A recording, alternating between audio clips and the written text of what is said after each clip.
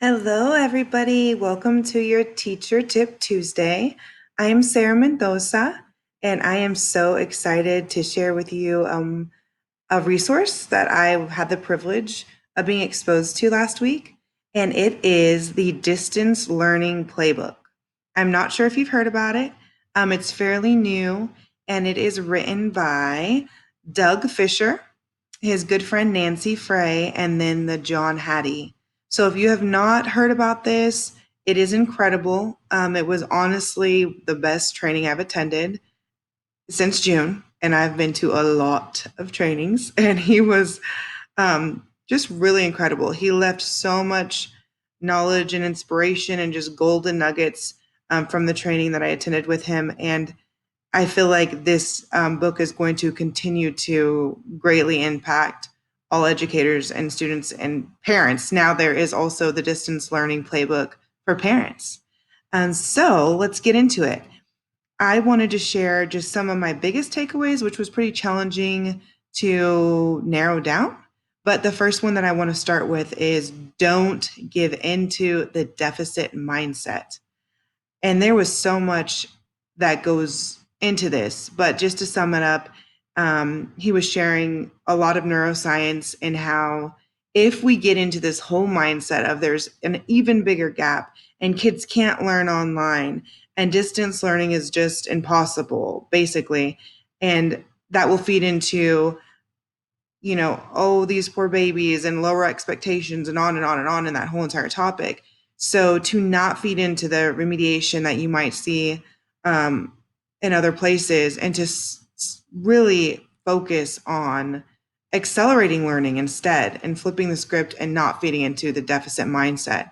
So I feel like that's huge. And that was a really good point to start with. And then there's just so many great modules. So it has module one, take care of yourself. Yes, that's module one. Take care of yourself, educators, which Shannon has shared with us previously. So that was a really, really great chapter because I feel like we need constant reminders on that. And we say we're going to, and then, educator life. Then module two is the first days of school. Module three, teacher student relationships from a distance. That is probably my favorite one, which I'll get into.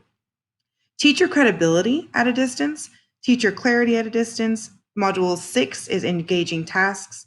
Then it goes on to planning instructional units for distance learning, feedback assessment, guiding, and then learning distance or otherwise.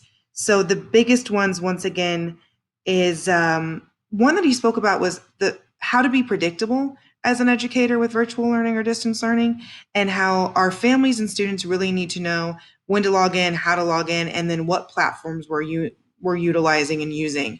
So he spoke about, of course, there's so many and we want to use them, but don't use them all. Kind of that whole topic of if you're a pro, like I imagine Shannon is in the classroom, of course, continue to add to them and expose them, but have some type of predictability and pattern of the platforms you're using to not overwhelm your students and parents.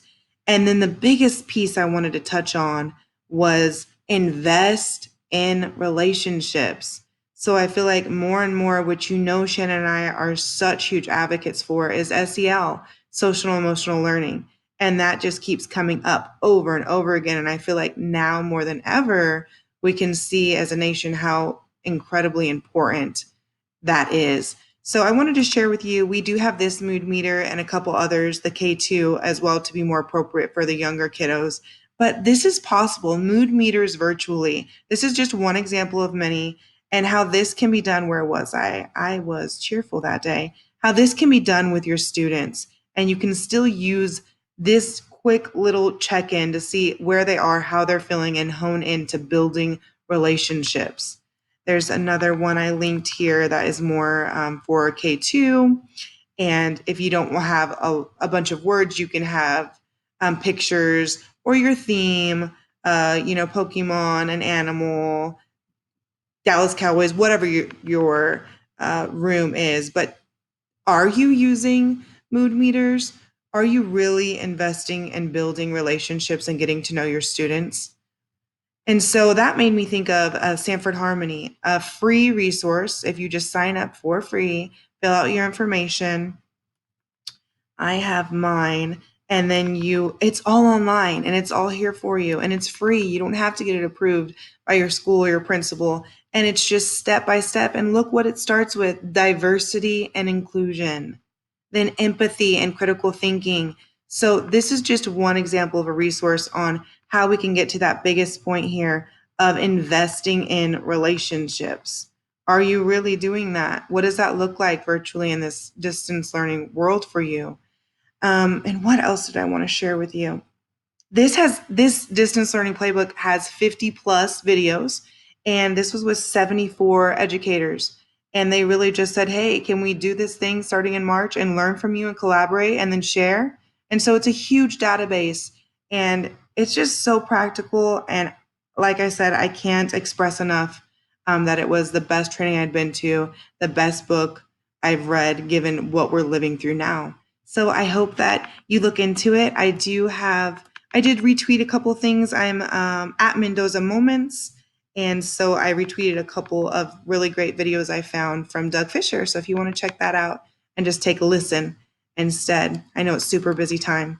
So I hope you have a wonderful day. Today's the first day for DISD, and we're back in a school virtually. So I hope that today is going incredible. We will get through this. We'll look back on this. We're learning so much, just like our kids are going to learn so much. And we're here for you. And I hope you enjoyed this week's Teacher Tip Tuesday. Check out the Distance Learning Playbook. Add it to your Amazon cart, and we will see you next Tuesday.